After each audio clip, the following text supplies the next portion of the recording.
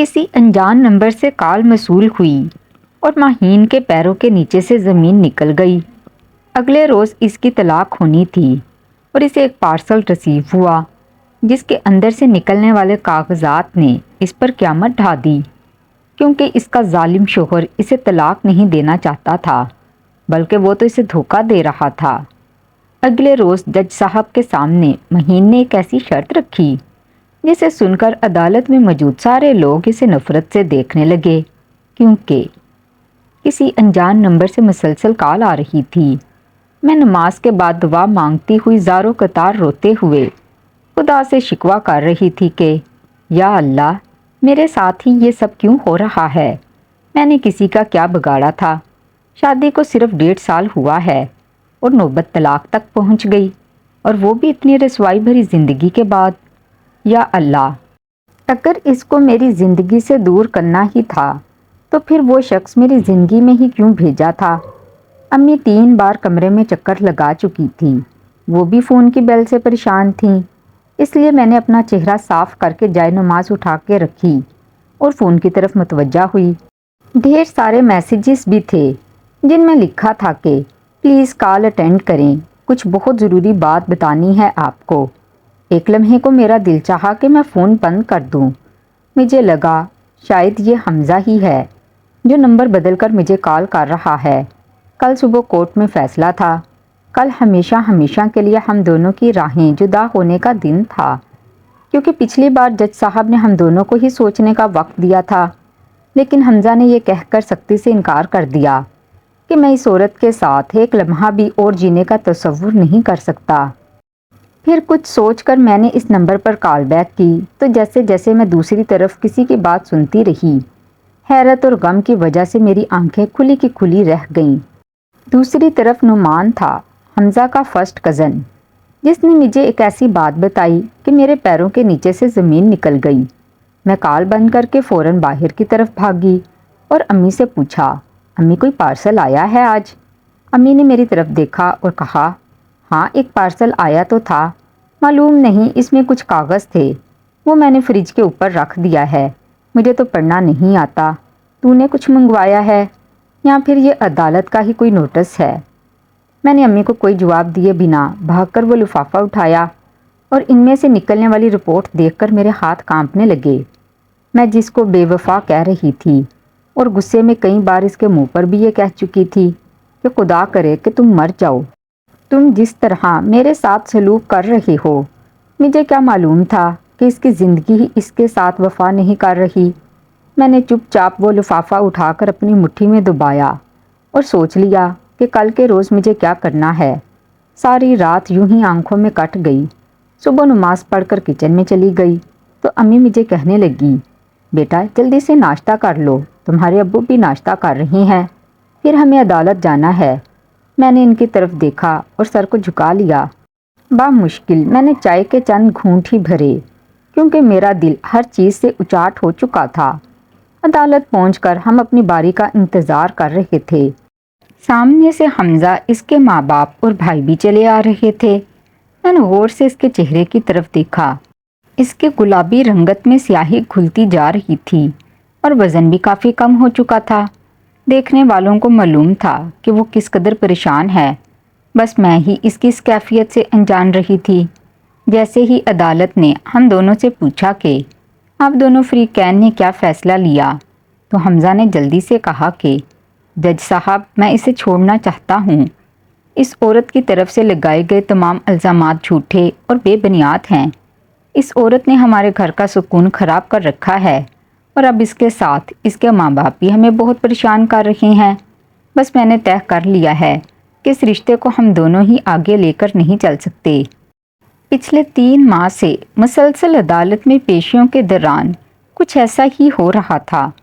دونوں طرف کے خاندان بڑھ چڑھ کر ایک دوسرے پر جھوٹے سچے الزامات لگا رہے تھے۔ سسرال کہتا کہ ہماری بہو میں خرابی ہے اور میرے ماں باپ کہتے کہ داماد میں خرابی ہے۔ وہ نوبت یہاں تک ہم دونوں کی ہی لاپرواہی اور بیوقوفی کی وجہ سے پہنچی تھی کہ ہم دونوں نے اپنے چھوٹے چھوٹے جھگڑے اپنے گھر والوں کے ساتھ ڈسکس کیے اور ان کے وقت بے وقت مداخلت نے ہم دونوں کے رشتے میں اتنی دراڑ ڈال دی تھی کہ اب علیحدگی ہی اس مسئلے کا حل تھی۔ جج صاحب نے میری طرف دیکھا اور کہا، جی ماہین صاحبہ، آپ کچھ کہنا چاہتی ہیں؟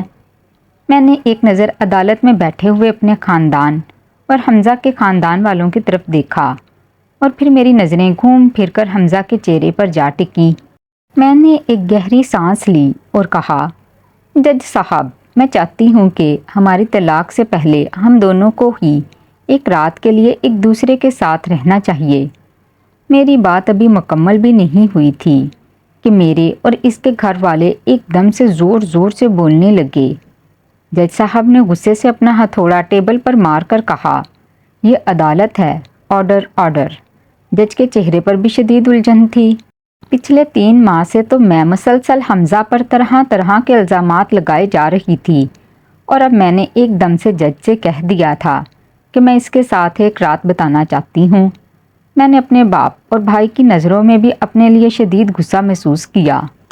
وہ نہ جانے میرے اور حمزہ کے بارے میں کیا کچھ سوچے جا رہے تھے، اور حمزہ کے چہرے پر بھی غصہ، پریشانی اور الجھن تہرتی ہوئی نظر آ رہی تھی۔ جج صاحب نے میری طرف الجھی نظروں سے دیکھ کر کہا، محترمہ، آج آپ دونوں کی طلاق ہو جانی ہے۔ اس وقت میں یہ آپ کیا بات کر رہی ہیں؟ جو معاملہ اتنے عرصے میں نہیں سلجھا، اس کے حل کے لیے ایک رات کافی ہوگی۔ میری پوزیشن اس وقت کمرہ عدالت میں نہایت نازک تھی، لیکن میں نے ساری رات سوچ کر ہار نہ ماننے کا فیصلہ کیا تھا۔ میں نے بڑے اعتماد سے کہا، سر، نتیجہ چاہے کچھ بھی نکلے، لیکن یہ میری آخری خواہش ہے اور مجھے یقین ہے کہ یہ عدالت اور میرے شوہر میری اس خواہش کا احترام کریں گے۔ حمزہ نے جلدی سے بیچ میں بول کر کہا، جج صاحب، اس مہلت کا کوئی فائدہ ہی نہیں ہے۔ جب مجھے اس کے ساتھ رہنا ہی نہیں ہے تو پھر یہ بیکار کی کوشش کیوں؟ پلیز آپ اپنا فیصلہ سنائیں تاکہ ہم دونوں الگ الگ سکون سے اپنی زندگی گزار سکیں۔ میں نے جج کی طرف دیکھا اور کہا، سر، مجھے بس ایک رات ان کے ساتھ گزارنے کی اجازت دی جائے۔ کل کو بے شک آپ اپنا فیصلہ سنا دیجیے گا۔ جج نے لمبی سانس بھری اور حمزہ کی طرف دیکھ کر کہا، ماہین صاحبہ اس جگہ پر غلط نہیں ہے۔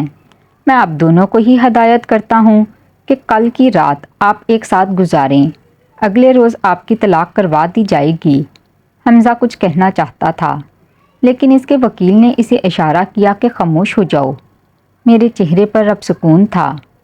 جج نے عدالت برخواست کر دی تھی۔ میری ساس بھاگ کر اپنے بیٹے کے پاس پہنچی اور اس کا بازو پکڑ کر عدالت سے باہر لے گئی۔ میری ماں نے بھی غصے سے میری طرف دیکھا اور کہا کہ مزید ذلیل کروانے کا ارادہ ہے ماں باپ کو؟ ہماری کیا عزت رہ گئی جج صاحب کے سامنے اور تمہاری سسرال کے سامنے؟ تمہاری جیسی بے شرم اور ڈھیٹ لڑکی میں نے اپنی پوری زندگی میں نہیں دیکھی، جو اتنے دھڑلے سے یہ کہتی ہے کہ بے شک کل کو طلاق ہو جائے، لیکن وہ ایک رات اپنے شوہر کے ساتھ گزارنا چاہتی ہے۔ میں جانتی تھی کہ وہ ماں ہیں اور اس وقت ان کا دل جل رہا ہے، تو چپ رہنے میں ہی مصلحت ہے۔ میرا بھائی غصے سے عدالت سے باہر جا چکا تھا۔ والد کے کندھے جھکے ہوئے تھے، وہ نہ جانے کن پریشانیوں میں تھے۔ میں جانتی تھی کہ میری اس بات نے ان لوگوں کو مجھ سے بدظن کر دیا ہے، لیکن اس وقت میں اپنے فیصلے پر کمزور نہیں پڑ سکتی تھی۔ پھر ابو نے دھیرے سے کہا، فضیلت، یہاں تماشا مت بناؤ، گھر چلو۔ امی ابو کمرہ عدالت سے نکل کر جانے لگے تو میری ساس نے اپنی زبان کی تیزی دکھانی شروع کر دی اور میری طرف دیکھتے ہی کہنے لگی، لڑکی، تجھے شرم نہیں آئی بھری عدالت میں اس طرح کہتے ہوئے؟ اب باقی کیا رہ گیا ہے کہ تم میرے بیٹے کے ساتھ ایک رات گزارنا چاہتی ہے؟ اگر رہنے والی بات تھی تو اس طرح عدالتوں میں گھسیٹ کر ذلیل کیوں کر رہی تھی؟ اب کچھ نہیں ہو سکتا، چاہے تو ایک رات رہے یا 1 سال، میرا بیٹا تجھ سے طلاق چاہتا ہے اور یہ طلاق ہو کر رہے گی۔ میں نے ان کی بات کو مکمل نظر انداز کیا، حالانکہ پہلے جب وہ مجھے کچھ بھی کہتی تھی تو میں بڑھ چڑھ کر انہیں جواب دیتی تھی، اور یہی ہمارے رشتے کی خرابی کی مین وجہ بنی تھی۔ میں سیدھی جا کر حمزہ کے سامنے کھڑی ہو گئی۔ اس کے چہرے پر غصہ بھی تھا، پریشانی بھی تھی اور الجھن بھی، لیکن میں سیدھی اس کی آنکھوں میں دیکھ رہی تھی۔ جہاں اب بھی مجھے اس کا وہی دبا ہوا پیار نظر آ رہا تھا جس کی وجہ سے اس نے اپنے پورے خاندان سے بغاوت مول لے کر مجھ سے شادی کی تھی۔ میرے والدین کے قدموں میں بیٹھ کر انہیں شادی کے لیے رضامند کیا تھا اور پھر 1 سال تک میرے سارے ناز نخرے اٹھائے تھے۔ چاہے اس کی ماں بہنوں نے مجھے قبول نہ کیا ہو، لیکن وہ ہمیشہ میرے ساتھ کھڑا رہا تھا۔ مگر میں اس کی ماں اور بہنوں کی باتوں کو وجہ بنا کر مسلسل اس سے جھگڑا کرتی تھی اور پھر وہی باتیں اپنے گھر میں بھی بتاتی تھی، جس کی وجہ سے دونوں خاندانوں کی باقاعدہ جنگیں شروع ہو گئیں اور دونوں ہی ایک دوسرے پر بڑھ چڑھ کر الزام لگانے لگے، اور اسی طرح رفتہ رفتہ ہم دونوں کا رشتہ کمزور پڑتا گیا۔ اور جب حد ہو گئی تھی تب اس سے ناراض ہو کر میں اپنے میکے جا بیٹھی تھی۔ میرے ابو نے فون کر کے اسے کہا تھا کہ ہمیں طلاق چاہیے اور سامان کی بجائے ہمیں رقم چاہیے۔ اس نے اس روز فون کر کے مجھے بڑی نرمی سے کہا تھا کہ ماہین دیکھو، ابھی بھی وقت ہے، سوچ لو، گیا ہوا وقت کبھی لوٹ کر نہیں آتا، اور پھر بھی اگر تمہیں میرے ساتھ نہیں رہنا تو عدالتوں کے چکر مت کاٹو، میں تمہیں طلاق بھی دے دوں گا اور تھوڑے تھوڑے کر کے میں تمہارے پیسے بھی پورے کر دوں گا۔ امی کی باتوں کو تم دل پر مت لو۔ لیکن اس وقت مجھے اس کی باتوں سے لگا تھا کہ وہ میرے عدالت میں جانے کے فیصلے سے ڈر گیا ہے، اور اب مجھے وہ اپنے جھوٹے سچے وعدوں میں پھنسا کر کیس کو ختم کرنا چاہتا ہے، اور کل کو پھر سے ہم دونوں کے بیچ میں وہی جنگیں شروع ہو جائیں گی۔ اس وجہ سے میں نے اس وقت اس کے ساتھ نہایت تلخ رویہ رکھا تھا اور حسب مطابق اسے طرح طرح کے تانے دینے شروع کر دیے تھے۔ ہنس کر اس نے فون بند کر دیا تھا۔ میں ابو کے ساتھ وکیل سے ملنے گئی تھی اور اسے بتایا تھا کہ یہ شادی ہم دونوں کی مرضی سے ہوئی تھی۔ خاندان والے اس سے رضامند نہیں تھے، اور اسی وجہ سے میری ساس نے شروع دن سے ہی میرے ساتھ رویہ خراب رکھا تھا۔ پہلے شوہر میرے ساتھ ٹھیک تھا، لیکن اب وہ بھی گھر والوں کی باتوں میں آ کر میرے ساتھ ناانصافی کرنے لگا ہے۔ اس کی ماں اگر میری شکایت لگاتی ہے تو وہ بنا تحقیق کے ہی مجھ پر ہاتھ اٹھا دیتا ہے، کیونکہ ایسا بھی ہو چکا ہے، اور اس روز سے ہی مجھے اصل معنوں میں حمزہ سے نفرت محسوس ہوئی تھی۔ میں نے اس شخص کے لیے اپنے والدین کو چھوڑا، ان کی پسند کے خلاف جا کر اس سے شادی کی، اور یہ شادی کے اتنے سے دنوں بعد ہی مجھ پر ہاتھ بھی اٹھانے لگا ہے اور اپنی ماں کی زبان بھی بولنے لگا ہے۔ کاش اس وقت ہی ہم دونوں سنبھل جاتے تو آج ہمارا رشتہ اتنا نازک موڑ پر نہ کھڑا ہوتا۔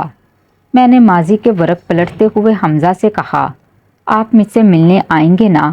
اس کی ماں کچھ بولنے ہی لگی تھی کہ حمزہ نے سختی سے اپنا ہاتھ اٹھا کر انہیں چپ کروایا اور پھر میری طرف دیکھتے ہوئے کہا، ہاں میں آ جاؤں گا، مگر صرف اس لیے کہ میں اب اس رشتے کا اختتام چاہتا ہوں۔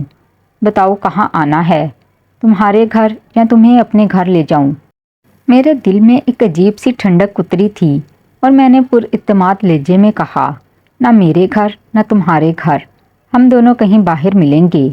میں رات کو آپ کو میسج کر دوں گی کہ کہاں آنا ہے۔ وہ تھکے تھکے قدموں سے چلتا ہوا عدالت کے باہر نکل گیا تو میں بھی چہرے پر نقاب درست کرتے ہوئے جا کر اپنے بھائی کی گاڑی میں بیٹھ گئی۔ گھر جاتے ہی بڑا ہنگامہ ہوا۔ امی نے بھائی کو سختی سے کہا کہ وہ غلط باتیں نہ کرے تاکہ کل کو بھابھی بھی اٹھ کر اپنی نند کو تانے نہ دے، تو بھائی ایک دم سے خاموش ہو گیا، کیونکہ ہمارے گھر کا ماحول ایک مثالی ماحول تھا، اور ان سب کے بیچ میں وہ میری بھابھی ہی تھی جو بار بار مجھے اپنا فیصلہ بدلنے کے لیے مجبور کر رہی تھی اور مسلسل سمجھا رہی تھی کہ گڑیا دیکھو، شادی صرف ایک بار ہی ہوتی ہے، بار بار تو سمجھوتے ہوتے ہیں، اگر وہ نہیں بدلتا تو تم خود کو ذرا سا بدل لو۔ لیکن اس وقت مجھے ان کی باتیں سمجھ نہیں آتی تھیں اور وہ اپنی دشمن لگتی تھی۔ میں چپ چاپ کمرے میں چلی گئی۔ میں نے اپنی دوست کے شوہر کو فون کیا اور انہوں نے ایک قدرے پرسکون علاقے میں ہوٹل میں ہمارے لیے ایک روم بک کروا دیا۔ سیانے سچ کہتے ہیں کہ اگر دنیا میں برے لوگ موجود ہیں تو اچھے لوگ بھی موجود ہیں، ورنہ یہ دنیا کبھی نہ چل سکے۔ میں نے حمزہ کو میسج کیا کہ کل رات 8 بجے میں اسے لوکیشن بھیج دوں گی۔ اس کی طرف سے مختصر جواب اوکے آیا، اور میں نے بھی موبائل سائڈ پر رکھا اور سونے کی کوشش کرنے لگی۔ میں نے پورا دن خود کو ادھر ادھر کاموں میں مصروف رکھا، دل ہی دل میں یہ دعا کر رہی تھی کہ جو میں نے سوچا ہے خدا کرے وہی ہو جائے۔ شام کے وقت میں بھائی کی گاڑی میں ہی ہوٹل پہنچی اور اسے جانے کا کہہ دیا۔ میں نے اپنے بھائی کی آنکھوں میں اپنے لیے فکر مندی دیکھی تو مسکرا دی اور اسے تسلی دی کہ وہ زیادہ پریشان نہ ہوں۔ میں اپنے ساتھ ایک چھوٹا سا سوٹ کیس بھی لائی تھی جس میں میرا تمام مطلوبہ سامان موجود تھا۔ میں نے حمزہ کو لوکیشن بھیج دی اور اس کا فوراً جواب آ گیا کہ آتا ہوں۔ مجھے لگا کہ وہ جلد از جلد مجھ سے چھٹکارا پانا چاہتا ہے، اسی لیے بے چینی سے انتظار کر رہا ہے، اور میرے چہرے پر مسکراہٹ دوڑ گئی۔ مجھے اپنے رب سے بہت زیادہ امید تھی کہ وہ اس مشکل گھڑی میں مجھے ثابت قدم رکھے گا اور مجھے ضرور کوئی نہ کوئی راہ دکھائے گا۔ حمزہ اپنے دل میں ہزار وسوسے لے کر اس ہوٹل تک پہنچا۔ وہ اپنی حالت کو کسی سے کہہ نہیں پایا تھا، نہ ہی بوڑھی ماں سے، باپ سے، اور نہ اس ستم گر لڑکی سے جو دنیا میں سب سے پیاری تھی اسے۔ وہ ریسیپشن سے اپنی مطلوبہ چابی لے کر کمرہ نمبر 23 کے سامنے کھڑا تھا۔ چابی لگا کر جیسے ہی کمرے میں داخل ہوا، پھولوں کی تیز مہک نے اس کا استقبال کیا۔ وہ حیرت سے اس کمرے کو دیکھنے لگا جو بالکل شادی کی پہلی رات کی طرح سجایا گیا تھا۔ اس کی بیوی کمرے میں موجود نہیں تھی۔ وہ دھڑکتے دل کے ساتھ کمرے میں داخل ہوا۔ اس کے قدموں میں لرزش تھی۔ وہ اس موقع پر خود پر قابو پانا چاہتا تھا، نہیں چاہتا تھا کہ وہ کسی لمحے میں کمزور پڑے۔ اس لیے چپ چاپ جا کر سامنے رکھے صوفے پر بیٹھ گیا۔ ڈریسنگ روم کے دروازے پر ہلکی سی آہٹ ہوئی اور اس کی محبوبہ، اس کی بیوی، جو کل تک اس کے لیے سابقہ بیوی بن جائے گی، وہ دروازہ کھول کر بڑی شان سے چلتی ہوئی اندر داخل ہوئی۔ وہ پہلی رات کی دلہن ہی لگ رہی تھی۔ اس کا دلکش سراپا دیکھ کر حمزہ کے منہ سے ٹھنڈی سانس نکلی۔ کاش یہ وقت واپس پلٹ جائے، اور اس سے زیادہ اس سے سوچا نہیں گیا۔ اس نے اپنی آنکھوں میں آنے والی نمی کو بے اختیار پیچھے دھکیلا تھا۔ اسے اندازہ تھا کہ اس کی بیوی دوبارہ سے اس کے ساتھ رہنا چاہتی ہے، لیکن اسے ذہنی سکون چاہیے تھا۔ وہ چلتی ہوئی اس کے سامنے کھڑی ہو گئی تو حمزہ نے چہرے پر غصہ سجا کر پوچھا، تم چاہے سونے کی بن کر بھی میرے سامنے آ جاؤ، مگر میرا فیصلہ نہیں بدلے گا۔ میں تمہیں بار بار کہہ چکا ہوں کہ میرا اب تمہارے ساتھ گزارا ممکن ہی نہیں۔ وہ جو ہر بات پہ اس سے لڑتی جھگڑتی تھی، اور گزشتہ اتنے دنوں سے کبھی اس نے نرمی سے اس سے بات نہیں کی تھی، اچانک سے وہی لڑکی اس کے سامنے گھٹنوں پر بیٹھ گئی اور اس کے گھٹنوں پر ہاتھ رکھ کر کہنے لگی، حمزہ، آج کی رات تلخ نہ ہو۔ میں تم سے کچھ نہیں مانگتی اور نہ ہی تمہیں کچھ کہنا چاہتی ہوں۔ میں بس چاہتی ہوں کہ ہم الگ ہو رہے ہیں، اور اس طرح سے الگ نہ ہوں کہ ایک دوسرے کے لیے اپنے دل میں کوئی بھرائی رکھ کر یہ رشتہ ختم کریں۔ میں بس ایک بار پھر سے اسی احساس کو محسوس کرنا چاہتی ہوں جب ہم لوگ پہلی بار اس رشتے میں بندھ کر ایک دوسرے سے ملے تھے۔ پلیز میرا ساتھ دو، کل کو جو ہوگا اسے ہونے دو، کل کا ذکر کر کے آج کو برباد نہ کرو۔ حمزہ خاموش رہا تو میں نے اس کا ہاتھ پکڑ کر اسے کھڑا کیا اور اسے ڈریسنگ روم کے سامنے دروازے تک چھوڑ دیا۔ مجھے احساس تھا وہ کشمکش کا شکار ہے، اس لیے میں نے دروازہ کھولا اور اشارہ کیا۔ سامنے میں نے اس کے لیے نیا سوٹ رکھا ہوا تھا۔ وہ چپ چاپ چینج کرنے چلا گیا۔ وہ باہر نکلا تو کھڑا ہو کر میری طرف دیکھ رہا تھا۔ میں نے اس کا ہاتھ پکڑا اور بیڈ پر بٹھایا اور خود بھی بیٹھ گئی۔ میں مسلسل بڑے والہانہ انداز سے اس کے چہرے کی طرف دیکھ رہی تھی۔ اس نے میری دلچسپی دیکھ کر مجھ سے نظریں ہٹا لیں اور سر جھکا کر کہنے لگا، اب بہت دیر ہو گئی ہے، اب پلٹنے کا بھی کوئی فائدہ نہیں۔ دونوں خاندانوں میں دراڑ پڑ گئی۔ کھل کر ایک دوسرے کو وہ بھی کہہ ڈالا جو ہوا ہی نہیں۔ آج پھر سے اگر میں تمہاری طرف رجوع کر بھی لوں تو اس بات کی کیا گارنٹی ہے کہ تم پھر سے کسی کی باتوں میں نہیں آ جاؤ گی، یا پھر سے میری ہی ماں کی کسی بات کا برا منا کر میکے نہیں جا بیٹھو گی۔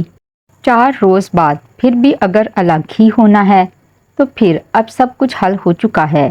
میں تمہاری خواہش پر یہاں آیا ہوں۔ اگر تمہارے دل میں بھی کوئی بات ہے تو کہہ ڈالو، لیکن دوبارہ سے مجھے مجبور مت کرنا کہ میں تمہیں اپنی زندگی میں شامل کروں۔ میرے دل میں اس کی بات سن کر ٹھیس سی اٹھی تھی۔ مگر کہیں نہ کہیں اس کی ذمہ دار میں ہی تھی۔ میں نے اس کا ہاتھ پکڑا اور اس کا چہرہ اپنی طرف موڑ کر کہا، چلو ٹھیک ہے، میں واپس نہیں آتی، مگر بس آج کی رات گزرے، کل کی کوئی بات نہ کرو۔ یوں سمجھو کہ ہم آج ہی ملے ہیں، آج ہی ہماری شادی ہوئی ہے اور ہم ایک دوسرے کے بارے میں کچھ بھی نہیں جانتے۔ اس کی آنکھیں جلملا رہی تھیں، وہ کمزور پڑتا جا رہا تھا۔ میں نے اسے کہا وہ ٹیک لگا کر بیٹھے اور سکون سے صرف مجھ سے باتیں کرے۔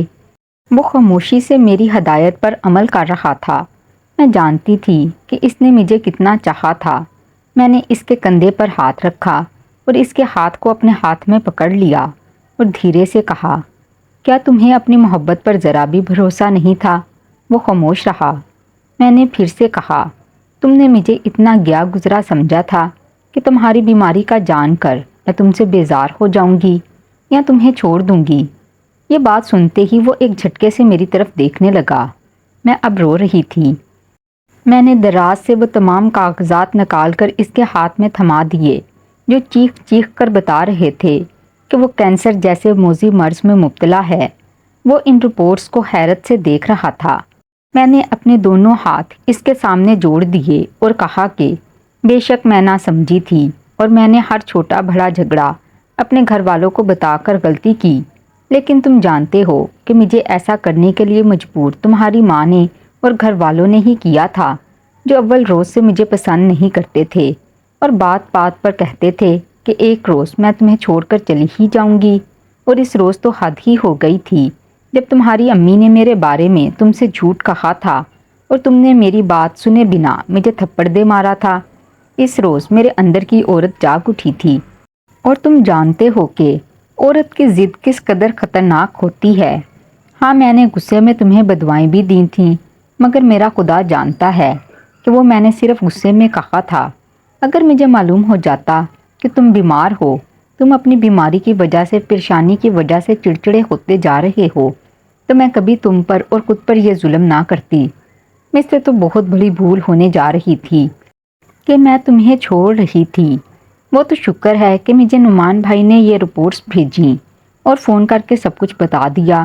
اگر میری لا علمی میں آپ کو کچھ ہو جاتا اور بعد میں یہ سب مجھے پتہ چلتا تو جانتے ہیں میں ساری عمر خود کو کبھی معاف نہیں کر پاتی۔ صرف آپ نے ہی تو مجھ سے محبت نہیں کی تھی، محبت تو میں نے بھی بہت کی تھی، اور اپنے گھر والوں کو کس قدر مشکل سے منایا تھا آپ سے شادی کرنے کے لیے، اور شاید یہی وجہ تھی کہ میں اس قدر دباؤ میں تھی۔ جب آپ نے اپنا رویہ مجھ سے تبدیل کیا تو میں نے گھبرا کر فوراً ہی گھر والوں کو خبر کر دی تھی، کیونکہ ہمارے معاشرے میں محبت کی شادی کا انجام ہمیشہ طلاق ہی نکلتا ہے، اور سب سے پہلے مرد ہی عورت سے بیزار ہوتا ہے تو وہ اتنا بڑا قدم اٹھاتی ہے۔ میری باتیں حمزہ کے دل پر لگ رہی تھیں۔ میں نے دیکھا کہ وہ بے اختیار رو رہا تھا۔ وہ اتنی بڑی بیماری سے اکیلا لڑ رہا تھا۔ میں نے اسے باہوں میں سمیٹ لیا تو وہ کہنے لگا، میں ایک دم سے ڈر گیا تھا۔ کئی ماہ پہلے جب طبیعت زیادہ خراب ہونے پر میں ہاسپٹل گیا اور ڈاکٹر نے خدشہ ظاہر کیا کہ یہ بیماری مجھے ہو سکتی ہے، تو ایک بار میرا دل چاہا کہ میں تمہیں سب کچھ بتا دوں، لیکن پھر کچھ سوچ کر رک گیا۔ تمہارے ہاتھوں کی تو ابھی مہندی بھی میلی نہیں ہوئی تھی، اور پھر دن رات تمہارے اور اماں کے بڑھتے ہوئے جھگڑے نے مجھے اس قابل ہی نہیں چھوڑا کہ میں کچھ سوچ سمجھ سکوں۔ پھر میں نے سوچا، جو عورت میرے گھر والوں کی تلخ باتوں کو میرے لیے برداشت نہیں کر سکتی، وہ اتنی بڑی بیماری کا سن کر کیا ریئیکٹ کرے گی، اور بس پھر میں نے اپنے دل کو پتھر کا بنا لیا۔ ویسے بھی میرے جانے کے بعد تو تمہیں بےوفگی کا داغ تو جھیلنا ہی تھا۔ اس سے بہتر تھا کہ میں تمہیں اپنے ہاتھوں سے خود ہی الگ کر دوں، تاکہ تم کم سے کم مجھے یاد تو نہ کرو اور اپنی نئی زندگی کی شروعات بھی کر لو۔ اور بس پھر جلتی ہوئی آگ پر ہمارے گھر والے بار بار پٹرول ہی ڈالتے رہے۔ جانتی ہو مجھے کتنی تکلیف ہوتی تھی جب تم کمرہ عدالت میں جج اور وکیلوں کے سامنے ہماری ذاتی باتوں کو بھی صرف کیس کو مضبوط بنانے کے لیے بار بار اچھالتی تھی۔ میں اندر سے مرتا جا رہا تھا، مگر پھر یہ سوچ کر صبر کر لیتا تھا کہ چلو، جہاں بیماری اتنی تکلیف دے رہی ہے، تمہارا بھی تو حق بنتا ہے۔ تمہیں تو میں بڑے مان سے چاؤ سے بیاہ کر لایا تھا، میں حمزہ کی یہ باتیں سن کر تڑپ اٹھی۔ واقعی ہم دونوں نے ہی ایک دوسرے کے ساتھ کچھ اچھا نہیں کیا تھا۔ حمزہ نے ایک دم اپنا چہرہ صاف کیا اور مجھے خود سے دور دھکیلا اور کہا، بس اب جو ہونے جا رہا ہے نا، اس کو ہونے دو۔ نہ تو میرے گھر والے میری بیماری کے بارے میں جانتے ہیں، نہ تمہارے گھر والے۔ یہ بات بس ہم دونوں کے بیچ میں ہی رہنی چاہیے۔ ویسے بھی میری امی تم سے بڑی نفرت کرنے لگی ہیں۔ وہ تمہیں میرے ساتھ برداشت بھی نہیں کریں گی، اور اگر مجھے کچھ ہو گیا تو تمہاری زندگی اس قدر بدتر ہو جائے گی کہ میں مر کر بھی سکون حاصل نہیں کر پاؤں گا۔ میں نے تڑپ کر اس کے ہونٹوں پر ہاتھ رکھا اور کہا، خدا کے لیے ایسی باتیں نہ کرو۔ میں کبھی تم سے الگ نہیں ہونا چاہتی اور نہ ہی ہو رہی ہوں۔ اگر تم مجھے چھوڑ کر گئے تو صبح میں عدالت نہیں جاؤں گی، بلکہ اپنی جان لے لوں گی۔ طلاق یافتہ ہو کر جینے سے اچھا ہے کہ تمہارے نکامے ہی رہتے ہوئے مر جاؤں۔ میں نے بڑے مضبوط لہجے میں کہا تو حمزہ ایک دم پریشان ہو گیا اور کہنے لگا کہ میں تمہیں ایسا نہیں کرنے دوں گا۔ پگلی، زندگی بہت بڑی نعمت ہے، کبھی بھول کر بھی اسے ختم کرنے کے بارے میں مت سوچنا۔ مجھے دیکھو کہ میں بھری جوانی میں اس قدر بھیانک بیماری میں مبتلا ہو گیا ہوں کہ زندگی شاید میرے ہاتھوں سے جلد ہی پھسل جائے۔ کون کافر چاہتا ہے اس دنیا کو چھوڑ کر جانے کا، جس میں اس کے اپنے ہوں، اس کی محبوب ہو۔ اس کی آواز کانپ رہی تھی۔ میں نے اس کا ہاتھ مضبوطی سے تھام لیا اور کہا، تو پھر بس ٹھیک ہے۔ اگر اب بھی میں تمہاری محبوب ہوں تو پھر میں تمہاری آخری سانس تک تمہارے ساتھ جینا چاہتی ہوں۔ زندگی اور موت تو خدا تعالیٰ کے ہاتھ میں ہے۔ میں خدا سے رو رو کر تمہاری زندگی کی بھیک مانگوں گی، اور سچے دل سے مانگی ہوئی دعا کبھی رائگاں نہیں جاتی۔ بس تم یہ مایوسی کی باتیں چھوڑ دو اور خدا کے لیے میرا ساتھ دو۔ میں تمہارے ساتھ جینا چاہتی ہوں۔ حمزہ نے میرے دونوں ہاتھ پکڑ کر اپنا ماتھا میرے ہاتھوں پر ٹیک لیا، اور میں مسکراتے ہوئے سوچنے لگی کہ کون کہتا ہے محبت کبھی نفرت میں تبدیل ہو سکتی ہے۔ یہ شخص کل بھی مجھ سے دیوانوں کی طرح محبت کرتا تھا اور اب بھی۔ اگلی صبح ہم دونوں ایک ہی ساتھ عدالت پہنچے تھے۔ ہمارا ہاتھ ایک دوسرے کے ہاتھ میں تھا۔ ہمارے گھر سے بھی ہم دونوں کی مائیں اور والد عدالت میں موجود تھے، کیونکہ رات ہی سے میں نے اپنا نمبر بند کر رکھا تھا اور اپنی بھابھی کو بھی میسج چھوڑ دیا تھا کہ بھیا کو کہہ دینا صبح عدالت میں ہی ملاقات ہوگی۔ جج صاحب کے چہرے پر بھی مسکراہٹ تھی۔ وہ بھی سمجھ گئے تھے کہ کل رات میں ہم نے اپنا فیصلہ بدل دیا ہے۔ ہم دونوں نے بڑے سکون کے ساتھ ان کے سامنے کھڑے ہو کر کہا کہ جج صاحب، ہم اپنے سارے الزامات واپس لیتے ہیں، اور ہمیں ایک دوسرے سے علیحدگی نہیں چاہیے اور نہ ہی کسی چیز کا ہرجانہ۔ ہم دونوں ایک ساتھ رہنا چاہتے ہیں، دوبارہ اپنی زندگی شروع کرنا چاہتے ہیں۔ ہمارے والدین حیرت سے ہماری طرف دیکھ رہے تھے۔ جج نے مسکرا کر ہمارا کیس ڈسمس کر دیا اور ہم دونوں کو مبارکباد دی اور کہا، بیٹا مجھے بڑی خوشی ہے کہ تم نے عقل مندی کا مظاہرہ کر کے اپنا گھر بچا لیا۔ میں بار بار تم دونوں سے یہی کہہ رہا تھا کہ فیصلہ کرنے سے پہلے اچھی طرح سوچ لو۔ ہم دونوں عدالت سے باہر نکلے تو دونوں خاندان ہی ہماری طرف غصے سے دیکھ رہے تھے۔ میں نے حمزہ کا ہاتھ پکڑا اور اپنی ساس کی طرف گئی اور ان سے معذرت کی۔ انہوں نے ناراضگی سے بیٹے کی طرف دیکھ کر منہ موڑا تو وہ میرا ہاتھ پکڑ کر میرے والدین کی طرف چلا گیا۔ میں نے اپنے ابو امی سے بھی معافی مانگی۔ میرے بھائی کو کچھ اندازہ تھا، اس لیے اس نے میرے سر پر ہاتھ رکھ کر دعا دی۔ ہم دونوں ہی کرائے کے ایک مکان میں رہنے کے لیے چلے گئے۔ چند روز میں ہی خاندان کو معلوم ہو گیا تھا کہ حمزہ کینسر جیسے مرض سے لڑ رہا ہے۔ پھر دونوں طرف کے معاملات ہی سلجھ گئے تھے۔ میں نے حمزہ کے علاج میں کوئی کمی نہیں چھوڑی اور نہ ہی اس کی تیمارداری میں۔ دونوں خاندان مل کر اس موقع پر ہمارا ساتھ دے رہے تھے، اور میں اپنے خدا سے بھی مسلسل دعا کر رہی تھی کہ وہ حمزہ کو سلامت رکھے۔ آمین۔ ناظرین، آپ بھی دعا کیجئے کہ میرا شوہر اس بیماری کو شکست دے دے۔